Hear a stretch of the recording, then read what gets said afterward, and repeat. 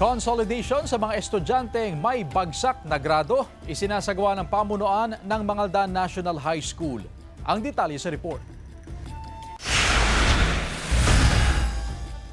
Kasabay ng school break ang isinasagawang consolidation sa mga estudyanteng may bagsak o failing grade sa nakalipas na school year 2025-2026 sa Mangaldan National High School. Hindi pa raw masabi kung gaano karami ang bilang ng mga estudyanteng may bagsak na grado. Pero naniniwala ang pamunuan ng Manghay na ginawa nilang lahat gaya ng remedial classes para lang matulungan ang estudyante na may pasa ang grado. Naglabas rin ang schedule ang pamunuan ng paaralan para sa maagang enrollment ng mga incoming grade 7 student para sa mga special program gaya ng Science and Technology Engineering, Journalism, Mathematics, Arts at Foreign Language. Kung late na, yun na, hindi ko na.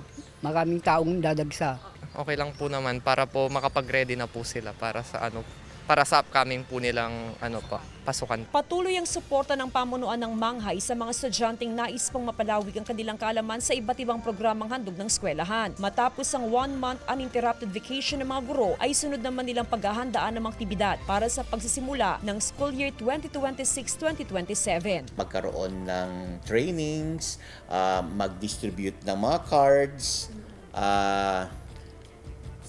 seminars, yung mga nun, wala. Kasama si Ron Alistair Taniedo, Jasmine Gabriel Galban, One North Central Luzon,